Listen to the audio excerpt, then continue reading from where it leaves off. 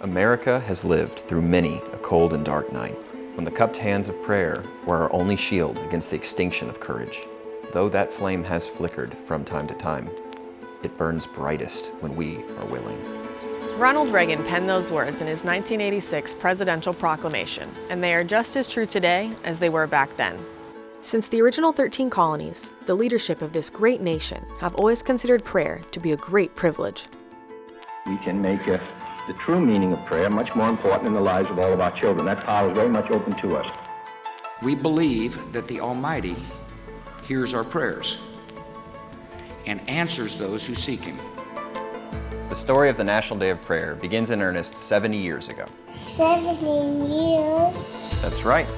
On February 3rd, 1952, the young fiery preacher stood atop the steps of America's Capitol and challenged our leaders to pray.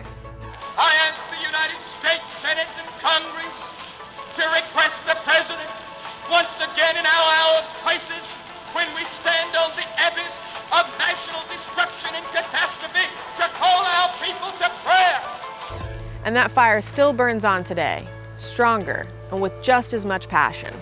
Shortly after, President Truman signed the National Day of Prayer into law. We join in offering our thanks to the Providence which has guided and sustained us. I, Harry S. Truman, President of the United States of America, do hereby appoint a day of prayer. But this would not have been possible without the tireless efforts of a group of dedicated believers who championed the cause with Congress to amend the law.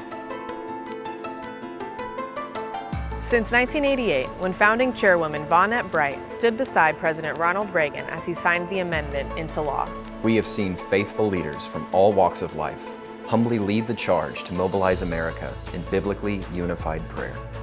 to encourage and equip believers all across America to fill heaven with rich prayers for our nation and each other. We are the now generation, and we're calling all Americans to stand together, united, as we set aside time to pray in humility, with fasting and thanksgiving, for the beauty and wonder of this great land, and lift our hearts and voices to the Lord. And Lord, we ask that you grant our government leaders the wisdom they need to act with integrity, and bless our military with divine protection, courage, and dependence on you.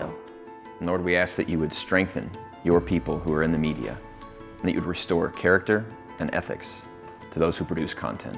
God, make my school safe. We're inviting you to become a part of this rich history.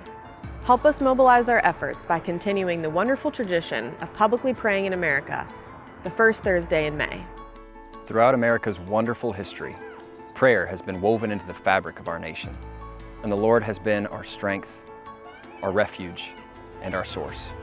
Jesus is the liberty that sets captives free to live and love God with the destiny that He alone has designated for each of us, individually and as a country.